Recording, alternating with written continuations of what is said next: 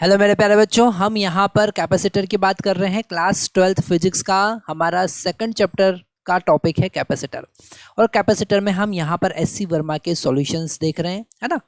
हम यहाँ पर सबसे पहले ऑलरेडी हम जो सॉल्व एग्जाम्पल थे वो देख चुके हैं, और अब यहाँ पर हम जो वर्कआउट के सॉल्व एग्जाम्पल दे रखे हैं वो हम सॉल्व कर रहे हैं। उसका फर्स्ट क्वेश्चन हम देख रहे हैं। क्वेश्चन में गिवन है a parallel plate capacitor has plate of area 200 centimetre square, है ना, and the separation between the plate is 1.00 mm.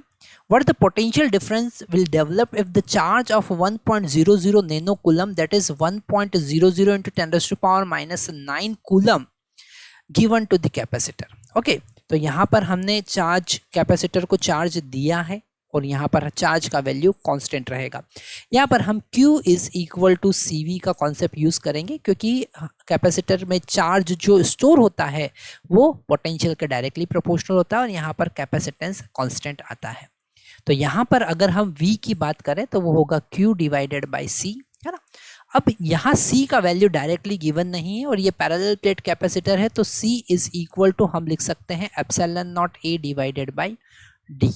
Okay, अब यहाँ पर एप्सिलॉन नॉट ए का वैल्यू हमारे पास गिवन है, A is equal to 200 centimetre square. इसे मीटर स्क्वायर में हमको कन्वर्ट करना पड़ेगा, और 1 सेंटीमीटर को जब मीटर स्क्वायर में हम कन्वर्ट करेंगे तो 200 सेंटीमीटर स्क्वायर को मीटर स्क्वायर में कन्वर्ट करने के लिए हमको 10 raised to power -4 का मल्टीप्लाई करना पड़ेगा, तो it will convert into metre square. Okay, and same as it is D, the distance between this two plate is equal to 1.00 mm, है ना। तो इसको हम मीटर में कन्वर्ट करेंगे तो हो जाएगा 1 into 10 raised to power -3 metre. Okay, इससे सारी वैल्यू यहाँ पर रखेंगे। और एक बहुत इंपॉर्टेंट पॉइंट और हमको समझना चाहिए कि 1 divided by 4 pi epsilon naught का जो वैल्यू होता है वो होता है 9 इंटू 10 raised to power 9। तो अगर हम यहाँ से 1 डिवाइडेड बाय एप्सिलॉन नॉट का वैल्यू देखें तो वो हो जाएगा हमारे पास 36 pi into 10 raised to power 9, है ना। तो ये एक बहुत इंपॉर्टेंट वैल्यू है जो हमको यहाँ पर बहुत हेल्प करने वाली है, हमारे कैलकुलेशन को बहुत छोटा कर देगी।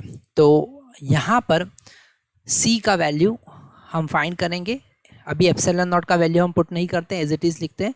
A का जो वैल्यू है वो है 200 इंटू 10 raised to power -4 जैसा हमने देखा, और D का वैल्यू है 1 into 10 raised to power -3 metre, है ना। जब कैंसिल करेंगे तो C इज इक्वल टू यहाँ पर ये 10 raised to power -3 ऊपर जाके प्लस हो जाएगा और -1 बचेगा, और ये एक जीरो को कैंसिल करेगा तो 20 एप्सिलॉन नॉट हमको मिलेगा C का वैल्यू।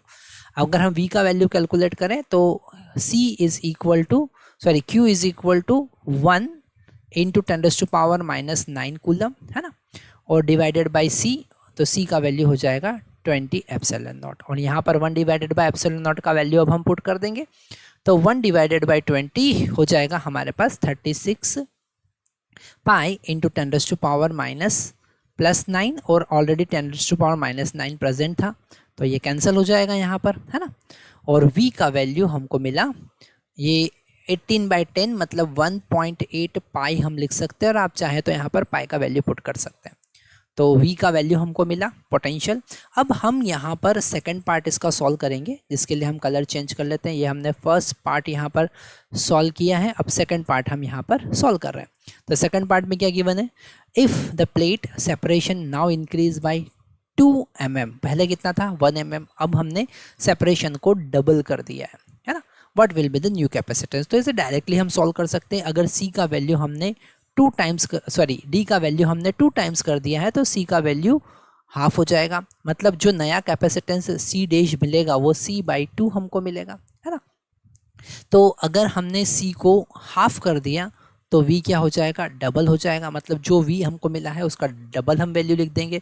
तो V डैश जो होगा वो 2 इंटू 1.8 पाई होगा। आप चाहे तो पाई का वैल्यू पुट कर सकते हैं, तो V डैश हमको मिला 3.6 पाई, और यूनिट होगा वोल्ट, है ना।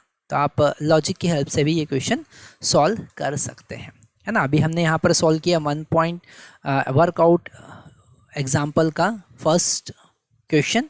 अब हम सेकंड क्वेश्चन की तरफ जा रहे हैं।